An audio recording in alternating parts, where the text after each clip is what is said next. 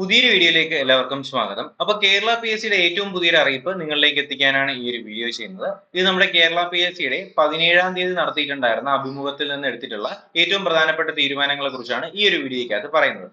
അപ്പോൾ ഇതിനകത്ത് പറയുന്നത് എന്തെന്ന് വെച്ചാൽ കുറച്ച് അഭിമുഖങ്ങൾ നടത്തുന്നുവെന്നും അതുപോലെ തന്നെ ശാരീരിക അളവെടുപ്പും കായികക്ഷമതയുടെ കാര്യവും അതുപോലെ തന്നെ പ്രമാണ പരിശോധനയുടെ കാര്യമാണ് പ്രധാനമായും ഈ ഒരു അറിയിപ്പിനകത്ത് പറയുന്നത്.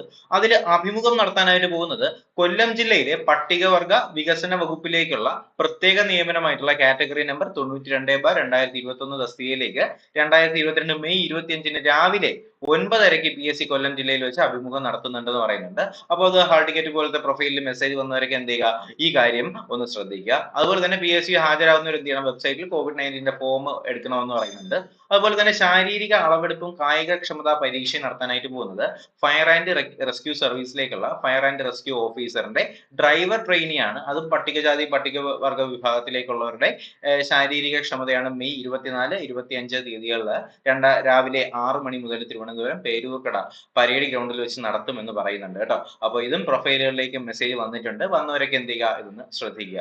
അടുത്ത പ്രമാണ പരിശോധന നടത്താനായിട്ട് പോകുന്നത് പോലീസ് വകുപ്പിലേക്കുള്ള ഫിംഗർ പ്രിന്റ് ബ്യൂറോയിലെ finger print searcher category number ഉണ്ടല്ലോ 139/2020 ആണ്. തസ്തികയിലേക്ക് 2022 മെയ് 24, 25 തീയതികളിൽ രാവിലെ 10 മുതൽ 10:15 മുതൽ PSC ആസ്ഥാന ഓഫീസിൽ വെച്ച് പ്രമാണ പരിശോധന നടത്തുന്നുണ്ട് എന്ന് പറയുന്നുണ്ട്. അപ്പോൾ ഇതിന്റെ കൂടുതൽ വിവരങ്ങൾ എന്ത് ചെയ്യുന്നുണ്ട്, വിദ്യാർത്ഥികളുടെ പ്രൊഫൈലുകളിൽ ലഭ്യമാകുന്നു എന്നും പറയുന്നുണ്ട് കേട്ടോ. അപ്പോൾ തദ്ദേശ സ്വയംഭരണ വകുപ്പിലേക്കുള്ള ഓവർസീസ് ഗ്രേഡ് 3യുടെതും പ്രമാണ പരിശോധന എന്ത് ചെയ്യുന്നുണ്ട്, നടത്തുന്നുണ്ട്. അപ്പോൾ ഇത്രയും കാര്യങ്ങളാണ് നമ്മുടെ PSCയുടെ ഈ ഒരു നോട്ടിഫിക്കേഷനകത്ത് വന്നിട്ടുള്ളത്.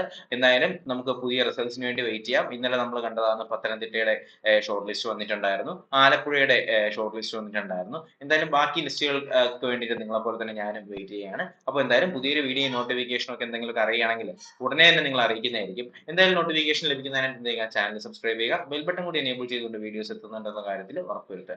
അപ്പോൾ എന്തായാലും പുതിയൊരു വീഡിയോയും ക്ലാസ്സും ഒക്കെ ആയിട്ട് ഉടനെ തന്നെ കാണാം. അതുവരേക്കും എല്ലാവർക്കും bye bye, good bye, take care.